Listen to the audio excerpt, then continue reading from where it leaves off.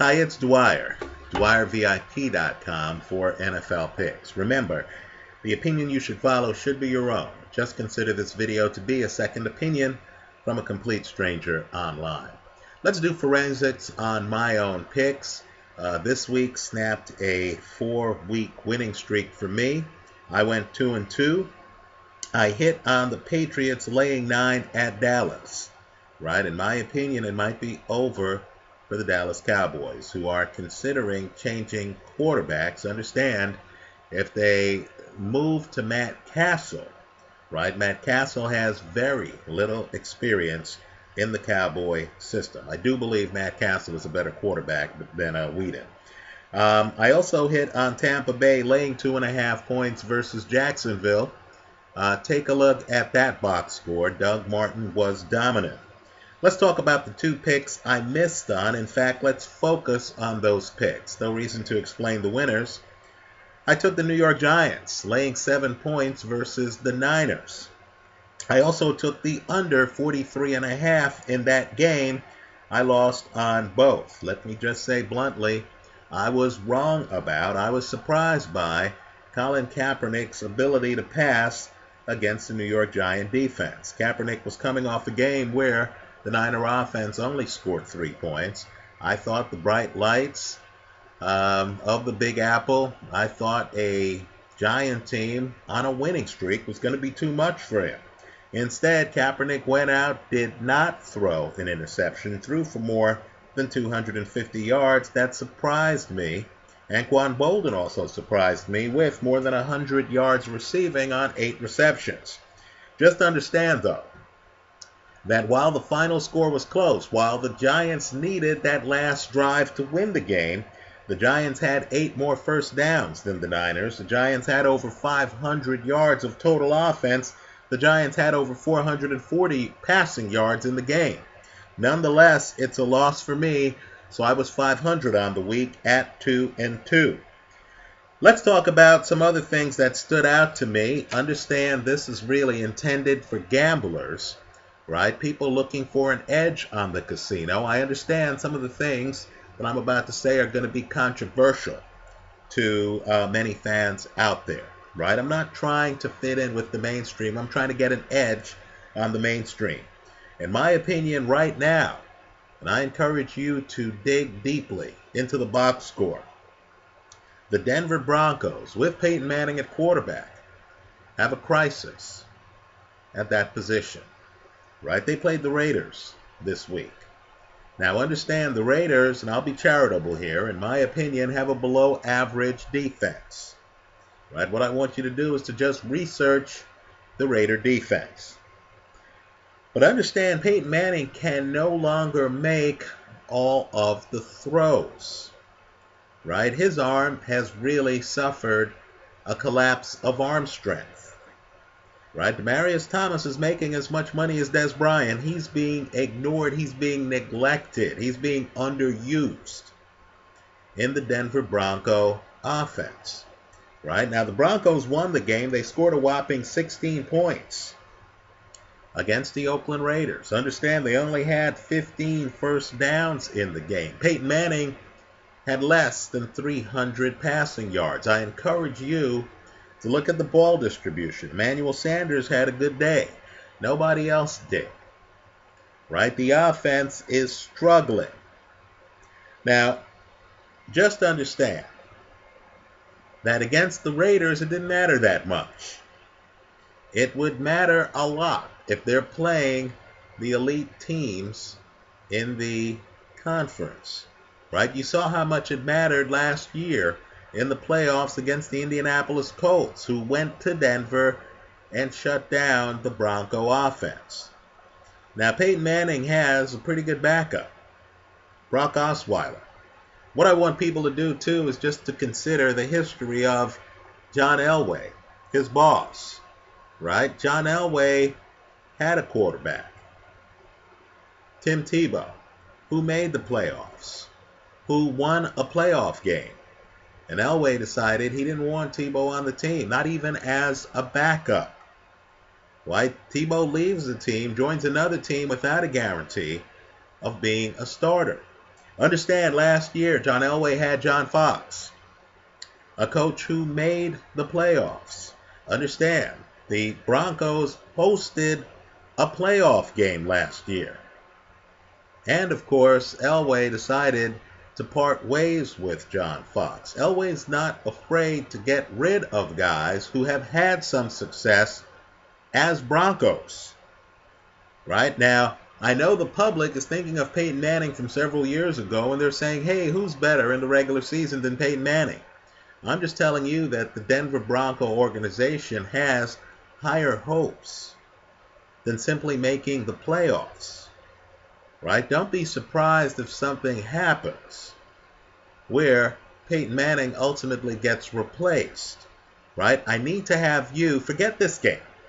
I need to have you look at the other games the Broncos have played. I'm telling you that the Broncos, who have a great defense, right? They have a spectacular defense. I'm telling you, the offense right now has big problems because of the quarterbacking, right? A Tom Brady dropped into Denver would be hard-pressed to find more to work with, right? Demaryius Thomas, Emmanuel Sanders, right? C.J. Anderson at running back, right? I'm telling you, superstar quarterbacks, Aaron Rodgers would be excited to have the opportunity to have Demaryius Thomas and Emmanuel Sanders as his wide receivers, right? It'd be hard for an elite quarterback to complain about the tools he's given if he were given Denver's wide receivers. Look at Peyton Manning's numbers this year. He didn't have 300 passing yards against Oakland yesterday, folks. You need to be concerned, right? I wouldn't be surprised if the team doesn't start working in the backup in some of these games. It could be in the fourth quarter of blowout wins, right? But if I'm John Elway, I need to be concerned. I don't believe you can win the AFC. And let's be clear about what's happening in the AFC, right? The Patriots look like a juggernaut, don't they? The Bengals just knocked off the reigning NFC champion, Seattle Seahawks. Big comeback, right? You need to be concerned about those teams if you're a Bronco fan. If you want to win the conference, you're going to have to find a way to get through those teams. I don't think you do it with Peyton Manning. Let's talk about the Patriots for a moment. Now, you remember how Deflategate came about. And by the way, I still maintain that the NFL will ultimately win the legal action and that Tom Brady is going to have to serve 4 games. Right? I still believe that. It's just that the sentence is going to be handed down after the season. But you remember how Deflategate came about, right? It's halftime of the Patriot-Colt game, where the NFL, previously tipped off, takes the balls and reaches the conclusion that something's wrong. Well, the Patriots visit the Colts next week, right? If Tom Brady has circled a game on his schedule, I'm guessing it's this game, right? Let's also be true to what's happening with the Colts. The best Andre Johnson has looked all season was last week against the Texans, his former team, right, with his quarterback, Matt Hasselbeck. Right? Has Andrew Luck developed a rapport with Andre Johnson? I would say no. Right? You need to ask yourself which Luck is going to show up next week. Do you know how healthy he is? Think about it. Hasselbeck had a bacterial infection. He himself didn't think he was going to play. Right? Then he ends up playing. Right? How bad is Luck's injury? Right? If Luck has a bad injury, he has no chance of beating this Patriot team that seems to be on a mission. Just ask the Dallas Cowboys. Wasn't Dallas whooped on yesterday? Right? Beaten up. That's with Greg Hardy back. Dallas got spanked by the Patriots. right? This feels like the Patriot unbeaten season, doesn't it? You get the feeling the team feels dissed by Deflategate. You get the feeling the team feels disrespected. No one's talking about them as a reigning champion, right? We saw how up the team got to face the Buffalo Bills when many people were wondering if the torch had passed in the division. Now you're talking about a Patriot team going up against a Colt team that, let's face it, doesn't have the best defense in the world. Let's face it, hasn't really clicked that well on offense, right? Let's revisit that Texan Colt box score. Look at the number of first downs the teams had, right? The Colts numbers don't blow you away, folks, right? Keep in mind, too, the Patriots know they need to keep up with the Cincinnati Bengals, who are still unbeaten, right? There's no room to exhale, right? Given that Andrew Luck has yet to really have a great rapport with his wide receivers, and given that Tom Brady has an excellent rapport with his, given that the Patriots are hitting on all cylinders right now, how many points did the Cowboys score yesterday? Right? I think that game is going to be challenging for the Colts. Let's say this too. Jamal Charles, his injury. Wow, the problem with having a caretaker quarterback like Alex Smith is you're really relying on Jamal Charles. People need to realize that Jamal Charles is a future Hall of Famer. You don't believe me? Go to Pro Football Reference right now and look at his career. Yards per carry. Right? This guy's not a flash in the pan, folks. This guy's been a dominant back. A dominant back. Now he's out. That's going to hurt KC's offense, isn't it? And let's be clear here, right? KC's defense has been a train wreck this season. KC offensively yesterday couldn't put up 20 points against the Chicago Bears, right? Think about it. So I know KC has some talent on that roster, right? Jeremy Maclin, for example. But they're going to have to fundamentally change their offense going forward. Jamal Charles is one of the hardest players to replace in the entire league. Again, go to Pro Football Reference, look at his numbers, look at his yards per carry career. As for his career, fortunately for him, the leg on which he tore the ACL is not the same leg in which he suffered a previous ACL tear. Just understand, though, that next year he's going to start the season 29 years old. Right? Running backs over 30, unless you're, Marcus Allen or an elite few. Running backs over 30 really don't age well. Right? A lot of people are gun shy to sign running backs who are over 30 years old. Right? Pay close attention to the scene that's happening in Kansas City. Let's also talk about a team that, quite frankly, I thought would be doing better. But they, curiously, had a complete collapse defensively yesterday after starting the season in the doghouse. And that's the Baltimore Ravens. Take a look at that box score. Now, Josh McCown has been, as fantasy people know, one of the better investments this year. He's on a streak right now of games over 300 passing yards. Take a look at the more than 400 passing yard performance he put up yesterday against the Ravens. Now keep in mind, the Ravens have a huge problem, don't they? Because Cincinnati's in their division.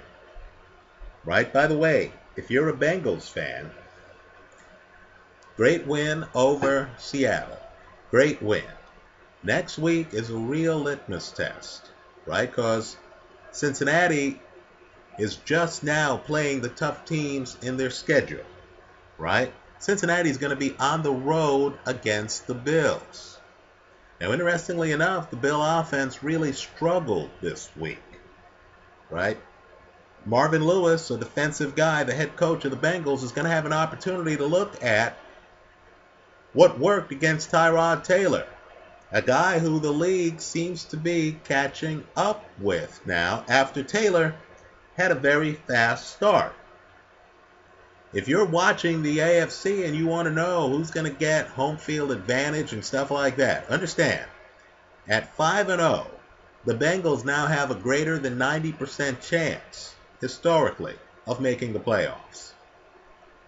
Right? The Bengals have a huge jump, on teams like the Baltimore Ravens now, because the Ravens have been floundering. Right? Ravens lost to the Browns this week. Right? Ben Roethlisberger remains injured. This is Cincinnati's opportunity to put a padlock on the division. By the way, the Steelers play the Chargers on Monday Night Football later today. Right? That's a huge game. Antonio Gates will be returning for the Chargers. Briefly on that game, if you ask me who had the best wide receiver on the field, I'd say the Steelers. If you ask me who had the best running back on the field, I'd say the Steelers, right? Antonio Brown, Le'Veon Bell.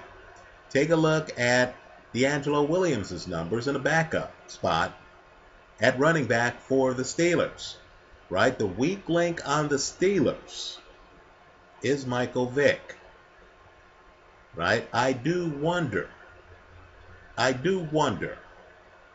how Michael Vick does. Understand, if Ben Roethlisberger were the quarterback for the Steelers, I would take the Steelers tonight over the Chargers, and I would expect the Steelers to win that game by a few points, even though the game's being played in San Diego. Because it's Michael Vick at quarterback, that game's uncertain.